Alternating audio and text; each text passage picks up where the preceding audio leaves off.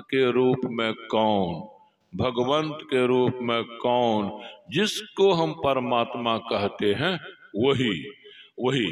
तो आप भी एक बात देखते होंगे कि आपका बाल बच्चा बिगड़ता क्यों है, आपकी बात काटता क्यों है, जो नहीं बोलना सो बोलता क्यों है, उसकी बुद्धि खराब हो गई। खराब बुद्धि कैसे हुई? वो पड़ोसिया के चलते। पड़ोसी को शायद ही किसी से बनता पड़ता है, दाय दुश्मनी हो जाती है तो एक बड़ा महीन आदमी होता है, वो चाहता है इसकी बेटी के मन को हम बिगाड़ दें, बेटा के मन को बिगाड़ दें तो हमारा काम। तरह तरह से उसको कन्फुसी करता है और जचा भी देता है कि माय गलत बाप गलत। जचा जब देता है माय गलत बाप गलत, तब माय बाप की बात को मानता नहीं। मानता किसकी बात को है? पड़ोसी की बात को।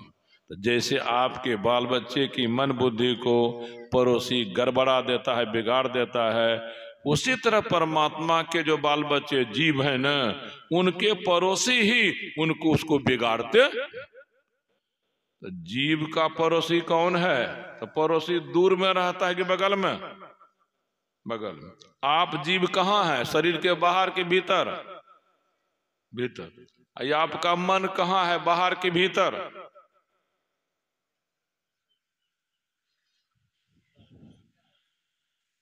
मन बाहर रहता है, निकलता है न, निकलता है। मन भी भीतरे में है, बुद्धि भीतर में है, चित्त भीतर में है, अहंकार भीतर में है। तो मन जो है ना, किसके बगल में रहता है? जीव के बगल में। तो मन हो गया पड़ोसी। वही मन जीव को फुसफुसाते रहता है। ऐसे साधु महात्मा आते हैं, यह बोलते हैं वह बोलते हैं, उनकी बात मानोगे न तो पारिवारिक जीवन में काम चलने वाला। ऐसा ऐसा मन करता है न, जीव को भी लगता है कि न साधु महात्मा की बात मानेंगे तो काम चलने वाला।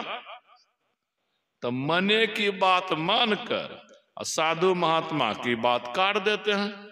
साधु महात्मा तो माय बाप हैं, परमात्मा उस रूप में आए। सत्यनारायण साधु न, धीरेन्द्र साधु न,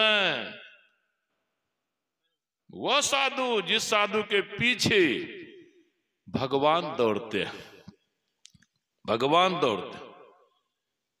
निरपेक्षं मुनिं शांतं निर्वैरं समदर्शनम अनुब्रजाम्यहं नित्यं पूये पूये यत्रिं घड़ी रेणु भी। भगवान कृष्ण कहते उद्धव को, हे उद्धव, यदि कोई संत दिखाई पड़ जाते हैं तो मैं सब काम छोड़कर उनके पीछे दौड़ने लगता। उद्धव कहते यह कैसी बात? आप परमात्मा हैं, आप परमात्मा कृष्ण के रूप में हैं, तो या परमात्मा है तो सबसे बड़े हैं, सबसे विशेष है। और साधु महात्मा तो आदमी है, ये आदमी तो कम होगा, तो फिर आदमी के पास क्यों दौड़ते हैं? तो कृष्ण कहते हैं सब आदमी के पीछे मैं नहीं दौड़ता हूं। जो आदमी विशेष होते हैं, कौन? जो साधना करते करते, जो भक्ति करते करते परमात्मा को प्राप्त कर लेते हैं, वे परमात्मा बन जाते हैं। उनका शरीर इतना दिव्य हो जाता है, उनके शरीर से ऐसी आभा निकलती है, तीनों लोग पवित्र हो जाता है, तीनों लोग पवित्र हो जाता है। तो मैं जो दौड़ता हूं ना उनके पीछे पीछे, उसके चरण से, पैर से चलने में धूली उड़ती है। नहीं, जब धूल में चलिएगा तो उड़ेगी धूल। वह धूल जिसके शरीर पर पड़ जाती है उसका शरीर पवित्र हो जाता है। तो मैं भी इसी ख्याल से संत के पीछे दौड़ता हूं कि संत के चरण की धूल मेरे शरीर पर पड़ जाएगी तो मैं पवित्र हो जाऊंगा। बताइए, कि परमात्मा कभी अपवित्र होते नहीं, हरदम परम पवित्र, फिर भी परमात्मा ऐसी बड़ाई करते हैं। तो संत का मान कितना बढ़ा दिया, कितना बढ़ा दिया संत का मान। ऐसे संत परमात्मा हो गए तो माए बाप जीव के हो गए। गुरुदेव की बात कितनों ने मानी, बोलिए ना, गुरुदेव की बात कितनों ने मानी। गुरुदेव कभी कहते होंगे प्रवचन में कि हमरे रहते संत मत दो भाग हो जाना चाहिए, नहीं कहते होंगे। अरे गांव घर में देखते होंगे किसी माँ बाप को दो बेटा है तो माँ बाप के मन में होते रहता होगा ये दोनों बेटा हमरे सामने अलग अलग हो जाता तो बड़ा बढ़िया ना। इतना अगर हम जब तक है निभान दो रे पीछे जो करना, संसारी माए बाप जब ऐसा करते हैं कि मेरे बेटे जितने भी हैं हमारे सामने हिल मिल कर रहे, तो गुरु महाराज भी तो ही चाहते होंगे ना। प्रवचन में बहुत बार सुने होंगे प्रेम से रहो। तो जब गुरुदेव बहुतों को जोड़े, इतनी बढ़िया फुलवारी लगी, और जब दोनों अलग अलग हुए होंगे क्या गुजरता होगा गुरुदेव को। खंडन नहीं करता हूं, खंडन नहीं करता, वो दोनों तो गुरुदेव के साथ रहे थे, गुरुदेव के साथ ही आप रहे, तब ऐसा कर दिए, इसका माने है गुरुदेव की बात माने नहीं माने। आगे भी फिर आगे मनियारपुर में 3 कानी, अब वेदानंद जी महाराज का अखिल भारतीय चल रहा है, जोगानंद जी महाराज का चल रहा है, चतुरानंद जी महाराज का चल रहा है। तीनों जो है ये मेल का न सबूत है। तो बेमेल का, अब बेमेल होता है ना तो गाली गलौज नहीं होता है। इतना हो रहा है तब यो जिस समय संसवा साहब फूटे थे बाबू मंच पर से गाली गलौज होता था। अब कुप्पा घाट का हाल अभी बढ़िया है, जब तक आचार श्री है ना तब तक बढ़िया है। हमको लगता है आचार श्री जब शरी छोड़ेंगे ना लगता है कि 2 खुट्टा बने ना। प्रमोद बाबा भगीरथ बाबा दोनों को दोनों, अरे क्या हो जाता है आचार्य पद ले देते हैं भाई, क्या हो जाता है। काम करन हम लोग गुरुदेव की बात मानकर। अब उसके चलते हम लोग जो आपस में है ना वहां फूट, यहां भी फूट। अब हमारे लोग कुछ हो जाएंगे फलना के पक्ष में, कुछ हो जाएंगे चिलना के पक्ष में। देखिए ये सब होने का मतलब हृदय पवित्र हो रहा है, भक्तों का निर्मल हो रहा है। जब निर्मल नहीं हो रहा है तो मलिन हो रहा है, मलिन हृदय से भक्ति होती नहीं। निर्मल मन जन सो मोहि पावा, भाव था हमारा गुरुदेव पार ब्रह्म परमेश्वर मिले। ऐसे पार ब्रह्म परमेश्वर ब्रह्मा विष्णु महेश आते थे दर्शन पर्शन के लिए, सरस्वती लक्ष्मी पार्वती आती थी दर्शन पर्शन के लिए, सनकादि आते थे दर्शन पर्शन के लिए। उन्हीं के बाल बच्चे हम लोग लड़ते हैं झगड़ते हैं तो दिन बढ़िया होना ही है। क्या कर रहे हैं आचार श्री सब, नपका नवन महर्षियों लटक गया बगल में। अब पद जुट गया, पहले आचार्य जिसमें महर्षि जोगानंद, महर्षि चतुरानंद, महर्षि वेदानंद, और क्या क्या लटकेगा आगे भविष्य में, माया है। तो चलिए मैं खंडन नहीं करता हूं, रूप क्या आ गया, खर्चा कितना होता है अखिल भारतीय में, खर्चा कितना होता, जिलाधिपति खर्चा कितना होता, खर्चा का फल न होना चाहिए। अरे आप बेटा को पढ़ाते हैं 10 लाख लगाते हैं 20 लाख लगाते हैं, कमाई होगी तब ना मजरा होगा, नहीं तो भाव बन गया। क्या करूं, तो मेरा मतलब है कि हम आप जो जीव हैं परमात्मा पिता के बात इसीलिए नहीं मानते हैं बगल में पड़ोसी मन के चलते।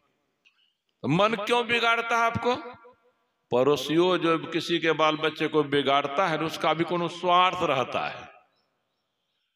वह कौन स्वार्थ है?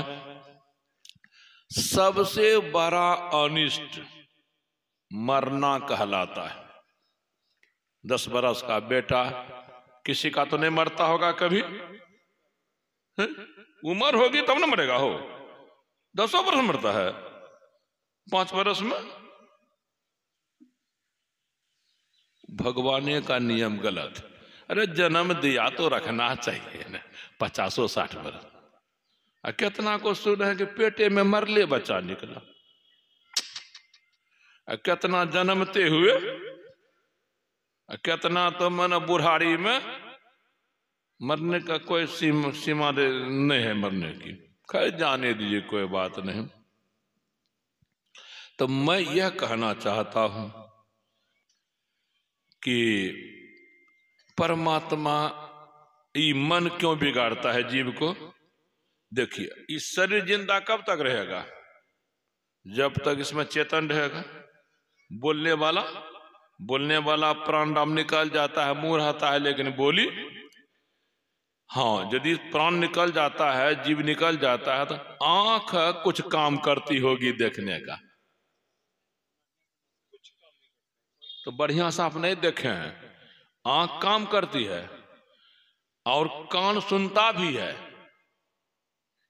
मैं देखा हूं कभी कभी किसी का पति मर गया, मरने के बाद वो रो रही है, तो वो कहता है धैर्य रखिए, धैर्य रखिए। नहीं कहता है मरल का मुर्दा पति।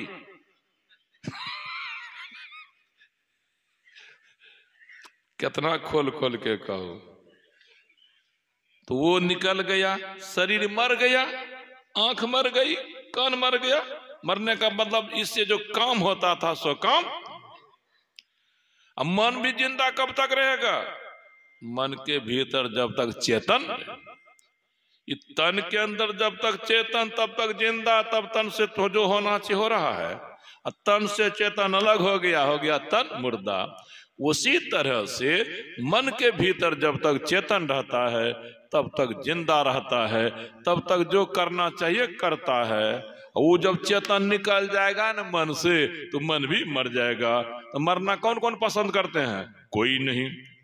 जितने उपाय करते हैं ना आप जीने के लिए, बचने के लिए, तो कानून कड़ा है परमात्मा का, उपाय करने पर भी मरना पड़ता है। तो मन को यही डर है। ये यदि भक्ति करने लग जाएगा ना परमात्मा की, जप करने लग जाएगा ना परमात्मा का, ध्यान करने लग जाएगा, तो क्या होगा? हमसे अलग हो जाएगा। मन को होता है कि भक्ति करेगा, ध्यान करेगा तो हमसे अलग हो जाएगा। तो हमसे चेतन अलग हो, हम मर जाएंगे। मरे नहीं, इसीलिए चेतन को फुसलाते रहता है, उसको कुछ ना कुछ कहते रहता है। चेतनों को उसी की बात लग जाती अच्छी। तो कहां से गड़बड़ी है? यही सब बात समझाने के लिए परमात्मा कभी संत बन के, कभी भगवंत बन के आते हैं। हजार में एकाध उनकी बात सुनते हैं। हजार सुनने वालों में एकाध उनकी बात समझते हैं।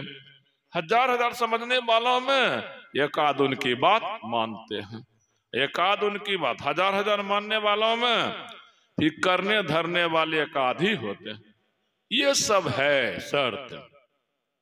तो मैं कहना चाह रहा था कि परमात्मा के साथ जीव का कैसा संबंध है, संत भगवान के साथ कैसा संबंध है। तो अब थोड़ा और आगे बढ़िए कि परमात्मा की भक्ति